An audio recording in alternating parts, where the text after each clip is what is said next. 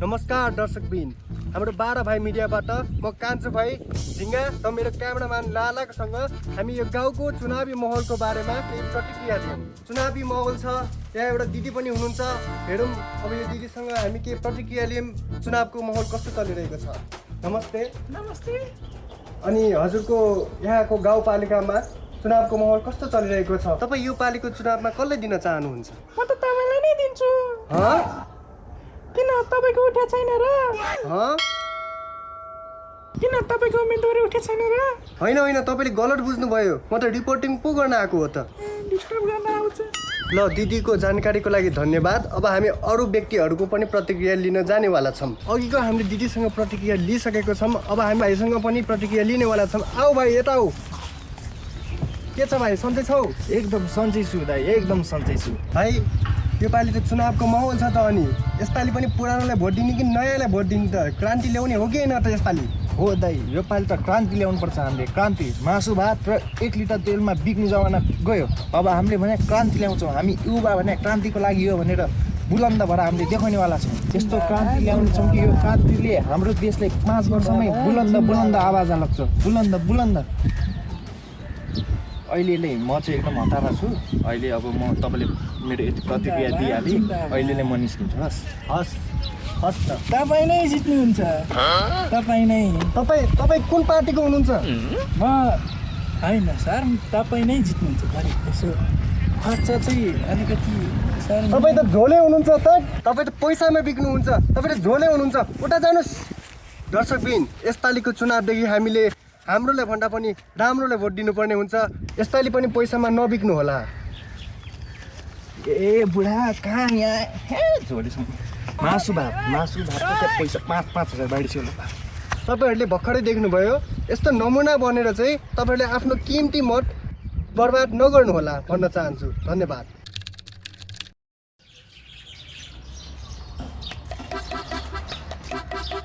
नमस्ते नेताजी, तपाईँले मलाई बोलाउनु भयो? अनि तिमीलाई थाहा छ होला योपालि त चुनाव चलाएको छ। के छ त तिम्रो गाउँमा चुनावी माहौल? चुनावी माहौल त लागिरहेछ नि नेताजी।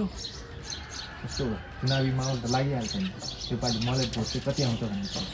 अब ऊ बेला नि विकास भएको थिएन, अलिक गाह्रै छ तपाईँले पनि नेताजी।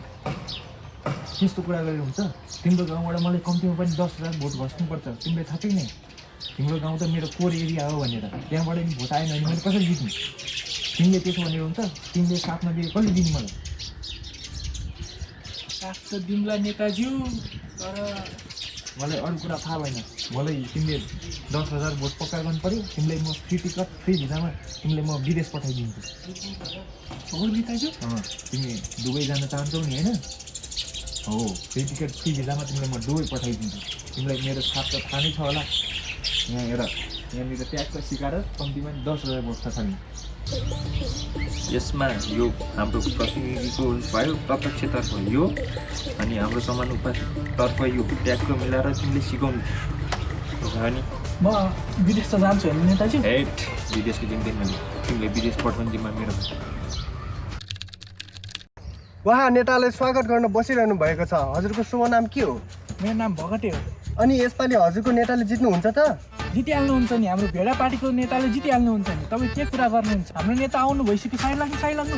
आउनुहोस् नेताजी, आउनुहोस्। यो जित कसको? भेडाको। यो जित कसको? भेडाको। अनि तपाईँहरूको पार्टीले त यहाँ क्रान्ति ल्याउँछ भनेको छ त, यही त हो त तपाईँहरूको पार्टीको क्रान्ति? हामीले हरेक वर्ष क्रान्ति ल्याएका छौँ। तपाईँलाई थाहा छैन? माघ 1 गते माघे सङ्क्रान्ति, त्यही हो क्रान्ति। के हो यस्तो नालीमा म हिँड्छु भगटे? यही हो के हो? म छु त नेताजी, आउनु यहाँ। भगटे, त्यो गाउँमा नि भोट माग्नु जानु पर्यो नि। त्यहाँबाट पनि कम्तीमा पनि हामीले 400 भोट खस्छ। के भने तिमी जान त पनि हो। नेताजी सुन्नुहोस्, तपाईँले पहिला पालि चुनाव जितेर यहाँ पुल बनाउँछु भन्नुभएको थियो। खोइ त तपाईँले बनाएको यहाँको पुल? तपाईँ पनि नेताजीलाई प्रश्न सोध्ने हो? मलाई सोध्नु न। मलाई यो गाउँमा पुल थियो, सबै डन्डीहरू सबै यो गाउँलेले चोरेर लगेका हुनु बेला, त्यही भएर यो पुल भत्क्या हो। बालुवा जति सबै चोरेर लाने, सिमेन्ट जति चोरेर लाने, अनि कहाँबाट हुन्छ त? अनि बाढी आयो बगाएर लग्यो। बुझ्नुभयो होइन? अनि अब म कसरी जाने त त्यहाँ भोट माग्न त जानु पर्यो के गर्ने भएको थियो के म छु नि म छु मेरो कानमा चढ्नु म बोकेर पुऱ्याउँछु तपाईँलाई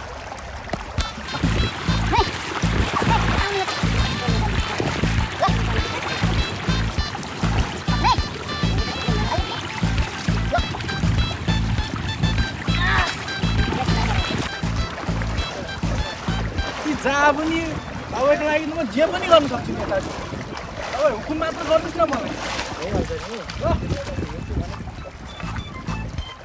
यस्तो झोले नेतालाई जिराएर नि हुन्छ त्यसको विकास ठुलो मुला इसी को साथ में मेरा पार्टी को उम्मीदवारी 25,025 मत से भारी बहुमतले विजय गर्नुभएको छ ए कहाँ नेताजीले मलाई अनि चुनाव जितिसकेपछि मलाई विदेश पठाउँछु भन्नुभएको थियो न फोन उठाउनुहुन्छ न भेट्न खोज्नुहुन्छ त्यही भएर यसो भेट्न आएको नेताज्यूलाई ए नेताज्यूले तिम्रो बारेमा भन्नु त भएको थियो यसो चियापानको खर्च ल्याएर छ कि छैनौ नेताज्यूको लागि चियापान मसँग त कहाँ पैसा छ र हजुर नेताज्यूले अब मलाई ऊ बेलामा फ्री भिसा फ्री टिकटमा विदेश पठाइदिन्छु भन्नुभएको थियो म त त्यही आशमा बस्दैछु त्यस भए नेताजी त छैन भाइ कहाँ आएको त यार ल नेताज्यू छैनन् भने नेताज्यू टाइम कति भयो ओहो एकचोटि बाउले कल गर्नु पर्ने भएछ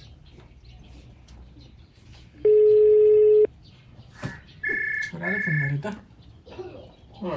हेलो बुवा सधैँ यति बेला फोन गर्छस् त तैँले के हो के गर्दछस् हे खाना यस्तैले म त खानासाना खाएर बसिरहेको छु अनि के छ तपाईँलाई सबै सन्चै छ तपाईँको हालखबर चाहिँ के छ नि म नि यता सन्चै छु के गर्दैछस् नि अहिले ए म त अब यहाँ एकछिन बसेर पढौँ कि भनेर अब अहिले भदौ लाग्यो अब असोजा एक्जाम आउनु लागिछस् अब दसैँभन्दा अगाडि एक्जाम भएपछि बिदा दिन्छ नि त दसैँको लागि त्यही भएर अब पढ्दैछु यसो अब तपाईँको मेहनतको केही श्रम त दिनु पऱ्यो नि मैले नि पढ्नुपर्छ डक्टर इन्जिनियर बन्नुपर्छ तेरो यहाँ खाडीमा यतिकै पेलिरहेको र अनि तपाईँले एउटा कुरा भन्छु भनेर बसेको थिएँ कि अब तपाईँलाई त त्यस्तो थाहा छैन होला अब अहिले जेएनजी आन्दोलन थाहा छ नि तपाईँलाई म चाहिँ अब जेएनजी आन्दोलन हुनेलाई छ म चाहिँ भोलि त्यहाँ पार्टिसिपेट गर्छु भनेर बसिरहेको छु बुवा म चाहिँ त्यहाँ जान्छु है भोलि किन जानु पर्यो पढ्दैन पुलिसले कुट्छ लट्ठी हान्छ कहाँ पढ्दैन जानलाई ए त्यस्तो हावा कुरा नगर्नु है यत्रो वर्ष झोले हुनुभयो त्यही झोलेबाट खाडीमा गएर बस्नु परेको छ आफू चाहिँ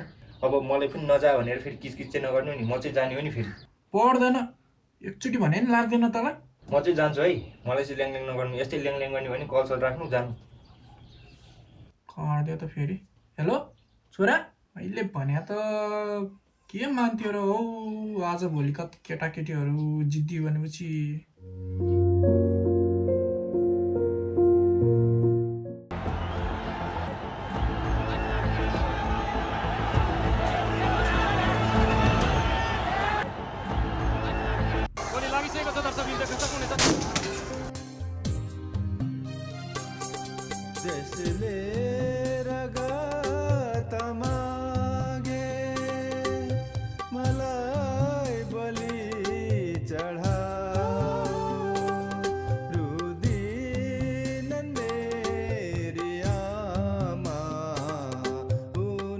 छोराले आज फोनै गरेन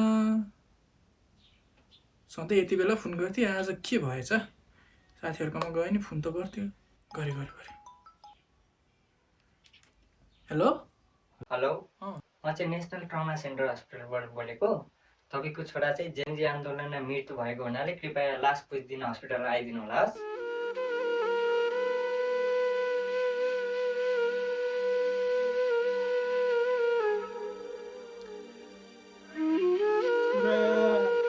तपाईँको मेहनतको केही श्रम त दिनु पऱ्यो नि मैले नि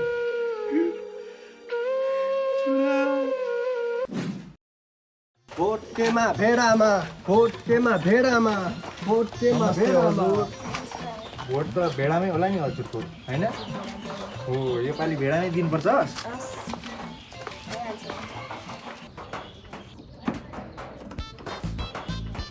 ओ भगटे तँलाई मेरो वंश नाश गर्ने होइन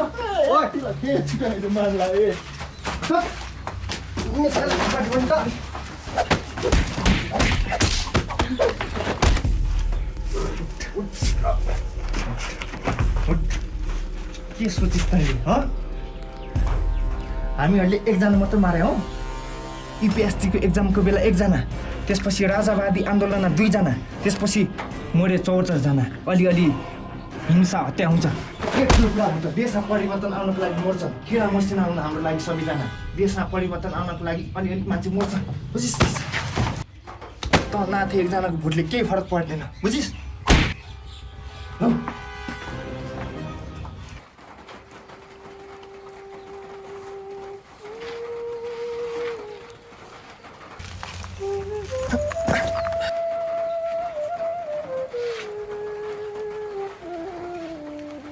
तपाईँको लागि त म जे पनि गर्न सक्छु नेताजी। तपाईँ हुकुम मात्र गर्नुहोस् न मलाई।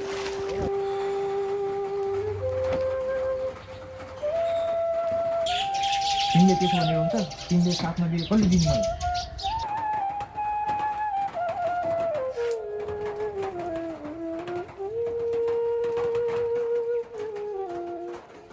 तपाईँको मेहनतको केही श्रम त दिनु पर्यो नि मैले नि।